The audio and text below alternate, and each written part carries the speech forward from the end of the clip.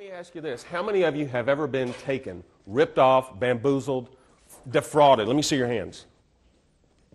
Either personally or professionally. Yeah, okay, it starts coming up. Yeah, okay. I have to add that in there because everyone goes, yeah. How did you feel? How did you feel? Violated. You felt violated?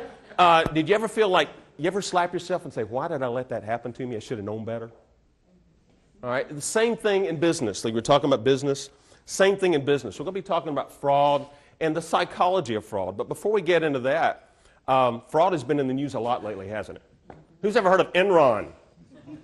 Anybody with stock in Enron? Oh, at the last chamber meeting, I said, any brokers? And two guys raised their hand. You know, I wouldn't raise my hand if I was a broker and recommended Enron. WorldCom. Well, Com. Is it Con or Com? It doesn't matter now, does it? It doesn't matter either. I have a saying, if you always do what you've always done, you'll always get what you've always gotten. Now, how many of you put your hand on a hot stove and say, ow? Let me see your hands. At least the ow part, okay? At least the ow part. How many of you say, wow, that was hot. I think I'll do it again. Do you do it again?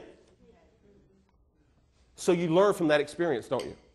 Well, in business, if we waited to put the controls in place to stop theft and fraud, if we waited till we have an occurrence before we put the controls in place, we wouldn't be in business very long, would we? Let's talk about employee theft. Have you ever had someone work for you that stole from you? Terry, were you surprised? Very much. Very much so. Was it someone you trusted? Very much. And you were shocked? Totally. In my 20 years of experience, I had the privilege, if you will, of interviewing employees that were caught stealing. I would sit down with them, and what do you think the one question is I asked them? The one question. Why? Why? And what I did, I amassed all this knowledge over a period of years, and I developed several theories on why people steal. And I'm going to share those with you today.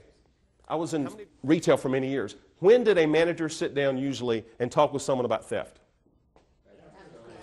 Thank you. They would catch him and say, Erskine, you stole. Did you know that's wrong? Yeah. Yeah? I'm sorry. Well, why did you do it? No. But that was, yeah, sorry, I got caught. That's the problem. We talk with people after the fact.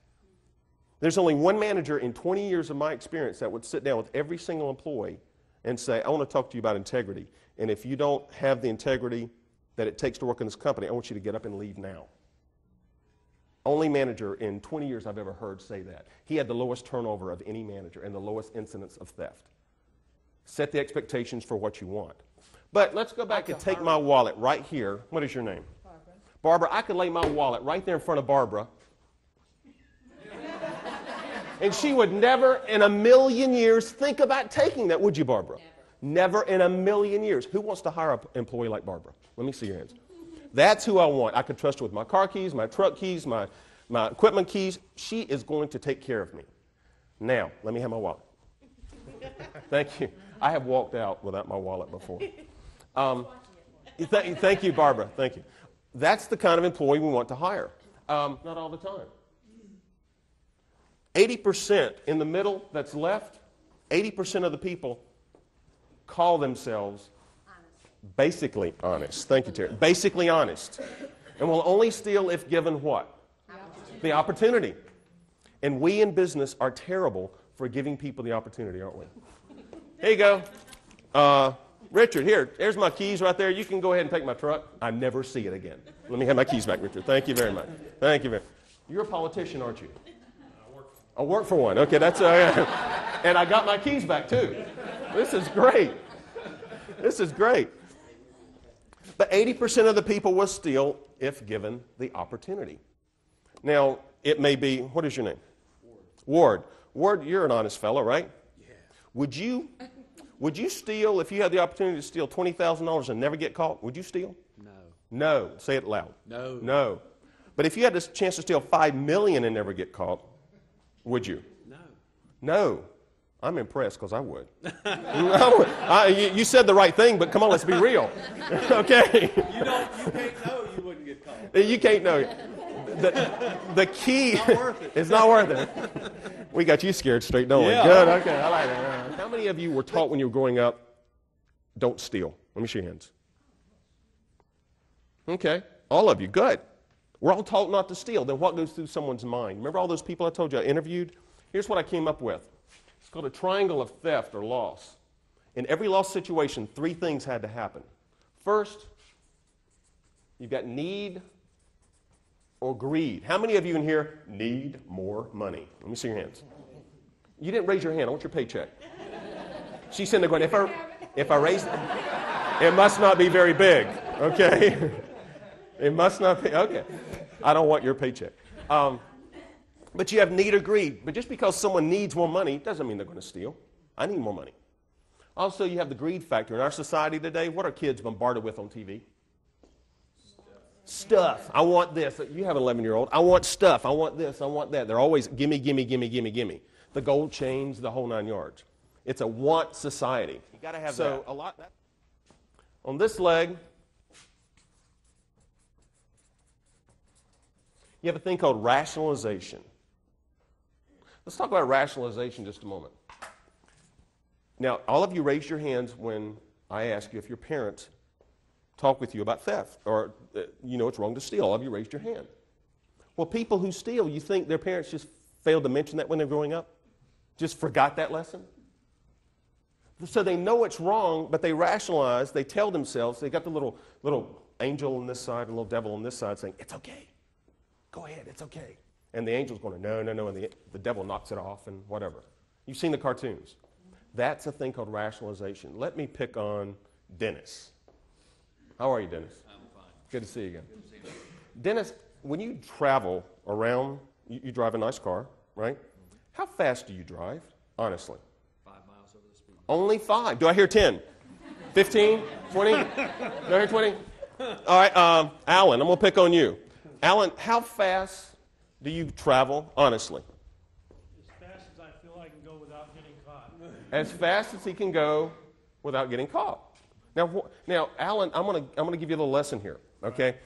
There are these little white signs on the interstate that say 5 on it.